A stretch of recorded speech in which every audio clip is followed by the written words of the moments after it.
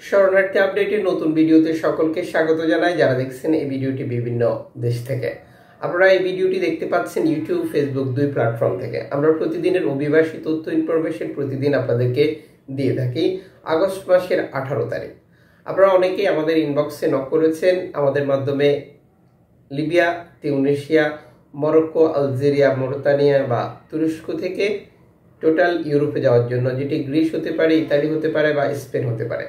যারা নক করেছেন তাদের জ্ঞাতার্থে বলছি, আমরা কোনো লোক পাচারের সাথে বা কোনো লোক আনা নেওয়ার সাথে যুক্ত নয়।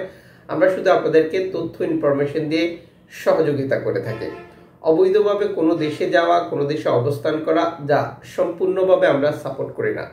তবে টাকা আপনার, সিদ্ধান্ত আপনার। আমরা আপনাদেরকে পরামর্শ দিতে পারি, আপনি এই কাজগুলো করছেন, যার সাথে লেনদেন করবেন অবশ্যই সেটি ডকুমেন্টস রেখে করবেন। যত কাছের লোকের সাথে এই কাজ করবেন ততই আপনার বিপদ হওয়ার সম্ভাবনা কম থাকবে। যত দূরের লোকের সাথে কাজ করবেন ততই আপনার বিপদ হওয়ার সম্ভাবনা বেশি থাকবে। চেষ্টা করবেন টাকা ব্যাংকের মাধ্যমে লেনদেন করার জন্য। এতে করে অটোমেটিক্যালি একটি ডকুমেন্টস তৈরি হয়ে যাবে, যার জন্য আপনাকে কিছু বলতে হবে না।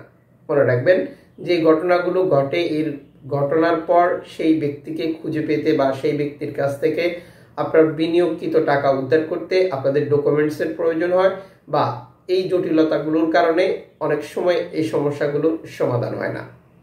যখন আপনি পরিচিত ব্যক্তির মাধ্যমে কাজ করবেন তখন আপনি তাকে ধরতে পারবেন, বা তার মাধ্যমে কার কাছে গিয়েছেন সেটিও ধরতে পারবেন। আশা করি আপনারা বুঝতে পেরেছেন কি বোঝাতে চেয়েছে। CI4 সর্বশেষ একবার তা নিশ্চিত করেছে, তাদের মিশন শুরু করার সকল প্রস্তুতি সম্পন্ন করেছে। CI4 এর জন্য আপনি একটি ধন্যবাদ। দেখুন এই উদ্ধারকারী সংস্থাটি কিভাবে ভূমধ্যসাগর থেকে শরণার্থীদেরকে উদ্ধার করে ইতালিতে নামিয়ে দেয়, যা আপনারা সকলে অবগত রয়েছেন যারা আমাদের সাথে যুক্ত থেকে প্রতিনিয়তই এই তথ্য ইনফরমেশনগুলো সংগ্রহ করেন। অ্যালার্ম ফোন রেডিও টেকনোলজি গতকাল সন্ধ্যা 6:32 একটা বিপদগ্রস্ত নৌকার তথ্য শেয়ার করেছে সামাজিক যোগাযোগ মাধ্যমে, যেখানে তুরস্ক থেকে গ্রিসে যাওয়ার পথে উপত্যকায় এই নৌকাটি বিপদে পড়েছিল। এরপর অ্যালার্ম ফোন রেডিও টেকনোলজি 12:56 কর্তৃপক্ষের সাথে যোগাযোগ করেছিল নৌকাটিকে উদ্ধার করার জন্য, কিন্তু ততক্ষণে তারা নিশ্চিত হতে পেরেছে এই অভিবাসীদের উপর গ্রিস কোস্টগার্ড, যেটি অভিযান পরিচালনা করেছিল, তাদেরকে পুশব্যাক করার চেষ্টা করে। এরপরে গ্রিস কোস্টগার্ডের সহযোগিতা, যেটি সত্যি দুঃখজনক বলে আখ্যায়িত করেছে অ্যালার্ম ফোন রেডিও টেকনোলজি।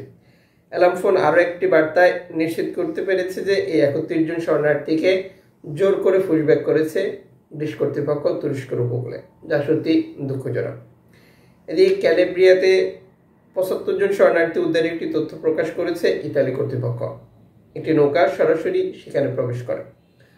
ক্যালেব্রিয়া কর্তৃপক্ষের এই প্রতিবেদনে যুক্ত করা হয়নি উদ্ধারকৃত অভিবাসীরা কোন জাতীয়তার ছিল, তবে উদ্ধারকৃত অভিবাসীরা সবাই নিরাপদে রয়েছে এবং তাদেরকে নিরাপদ স্থানে হস্তান্তর করা হয়েছে বলে এই প্রতিবেদনে যুক্ত করা হয়েছে। যারা লিবিয়াতে, তিউনিসিয়াতে অবস্থান করছেন অবশ্যই সর্বোচ্চ সতর্ক এবং সচেতন থাকবেন, কারণ দুটি দেশেই বর্তমান অভিবাসী আটকের অনেক অভিযান পরিচালিত হচ্ছে। ইউটিউব, ফেসবুক দুই প্ল্যাটফর্মে থাকতে চ্যানেলটি সাবস্ক্রাইব, ফেসবুক পেজটি লাইক, ফলো করে রাখুন।